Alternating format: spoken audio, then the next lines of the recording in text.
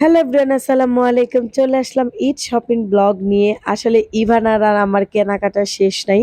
আমরা সুযোগ পেলেই চলে যাই শপিং করতে। তো এই তো আমাদের আজকে গন্তব্য হচ্ছে বসুন্ধরা সিটি। এখান থেকে আমি আমার জন্য সবার আগে ড্রেস নিবো।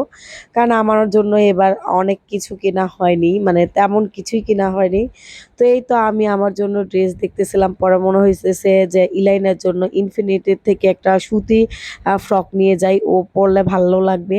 আর আমার এই ড্রেসটা অনেক বেশি পছন্দ হইছে। কিন্তু এইটা আমি নিতে পারবো না। কারণ এইটার ভ্যাট ৳৫০০ দিতে হবে। আমি ভ্যাট কেন ৳৫০০ দিব? এইটার জন্য আমি এই ড্রেসটা নিব না। তারপরে আমি এইটা ঘুরঘুর করে বসুন্ধরা সিটির একটু ভিডিও নিলাম। তারপরে গোল্ড দেখে মনে হইতেছে এখান থেকে গোল্ড নিলে ৫ ভরি হলেই হবে। আমি বড়লোকস।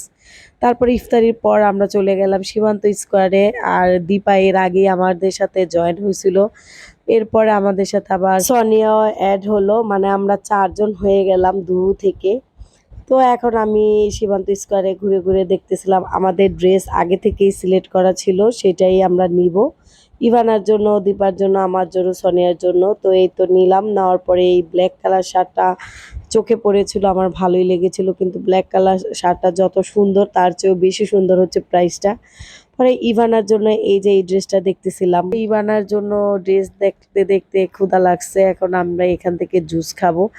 আমরা কি হইছে মানে এখানে আমি চকলেটের আনাগোনা করতেছিলাম। দীপা ভাবছে যে কেক খাবো। ও আবার আমাদের জন্য কেক নিয়ে আসতেছিল। আর আমরা এখানে ওয়েট করতেছিলাম। মানে টায়ার্ড লাগতেছিল, কিন্তু কেনাকাটার পরে যখন শপিং গুলো দেখি তখন আর টায়ার্ড মনে হয় না। তো এই তো আমাদের জন্য কেক নিয়ে আসছে। আমি আবার আমার বার্থডে সেলিব্রেট করতেছি। মানে এবারের বার্থডেতে আমার কেক কাটা হয়নি, সেজন্য আমি এখন বার্থডে সেলিব্রেশন করব। আমার ভালোই লাগতেছিল। আর কেকটা ছিল চকলেট কেক। অনেকদিন পর চকলেট কেক খাবো। অনেকদিন ধরে আমি কেক সেল করি না, কেক বানাইও না, কোনো কিছুই না। এখন আমি কেকটা মজা করে খাচ্ছি।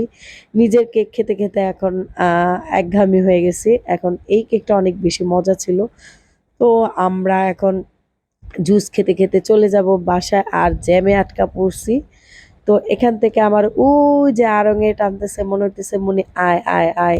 গেলেও কোনো লাভ নেই। আমি আড়ং থেকে আমার নিজের টাকা দিয়ে কোনো কিছুই কিনবো না। এত ঠেকা নাই, তেনা পড়ার ইচ্ছা আমার নাই। তো জুস খেতে, খেতে এখন বাসায় চলে যাব। আমি আবার একটু মানে ঢং করতেছিলাম জুস নিয়ে হাতে।